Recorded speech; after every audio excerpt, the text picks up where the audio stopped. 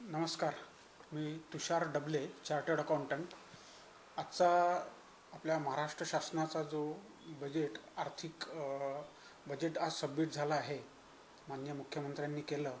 त्याच्याबद्दल मला असं वाटतं की काल जसा आपला आर्थिक सर्वे झाला होता, त्याच्यात 7.9% आपला आर्थिक विकास दर प्रोजेक्ट केला होता आणि तो होईल असा अंदाज आहे.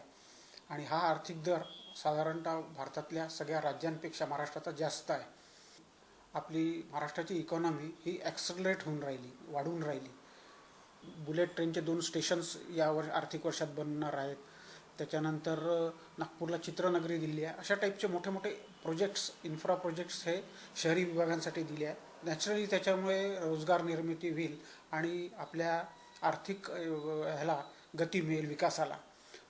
2 लाखापर्यंत सरकारने पुण्यश्लोक अहिल्यादेवी होळकर यांच्या नावाने एक कर्जमाफी योजना बनवली आहे. त्यात 2 लाखापर्यंत कर्जमाफी होणार आहे.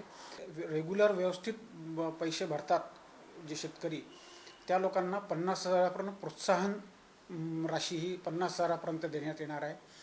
त्यानंतर दुसरं महत्त्वाचं याच्यात जे केलेलं आहे शासनाने या बजेटमध्ये, म्हणजे शेतमजुरांसाठी विमा योजना जी होती ती शेतकऱ्यांसाठी होती, ती आता शेतमजुरांनाही त्याच्यात इन्व्हॉल्व केलेलं आहे. MMRमध्ये शासनाने 10 लाख घरं बनवायची योजना या आर्थिक वर्षात केलेली आहे. त्याच्यामुळे गरीब लोकांना स्वस्त आणि चांगले घरं मिळू शकतील याच्यात. त्याच्यानंतर कृषी समृद्धी योजनेअंतर्गत सरकार मोठी गुंतवणूक करणार आहे कृषी क्षेत्रासाठी. त्यानंतर 45,000 सोलर कृषी पंप आतापर्यंत बसवले गेले आहेत.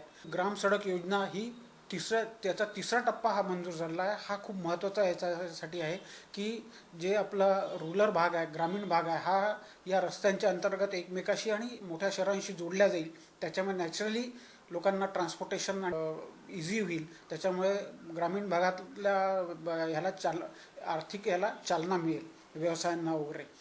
मोटर करामध्ये 30% सूट दिलेली आहे.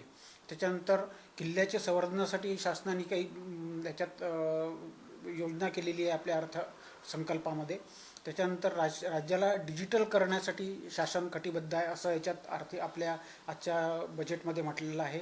2030पर्यंत साधारणतः 1 ट्रिलियनचं आपली इकॉनॉमी होईल महाराष्ट्राची, हे शासनाने आपलं एक प्रोजेक्शन्स ठेवलेलं आहे. याच्यात राजकोषीय तूट ही मागच्या याच्यापेक्षा 3% कमी आहे. महसुली तूट ही 1% कमी आहे. औषधं जे आहेत, कॅन्सर, डायबेटीज, ह्याचे हे स्वस्त केलेले आहेत शासनाने याच्यावरचा टॅक्स कमी करून. तसंच सिगरेट आणि तंबाखूजन्य पदार्थ यांची हे महाग झालेले आहे, कारण त्याच्यावरचा टॅक्स सरकारने वाढवलेला आहे. सौर उपकरण जे आहेत, कृषी पंप वगैरे जे लागतात शेतकऱ्यांना वगैरे, त्याच्यावर सुद्धा ते सुद्धा स्वस्त झालेले आहे. त्याच्यावरचे जे पॅनल्स आहेत ते सुद्धा सरकारने स्वस्त केलेले आहेत.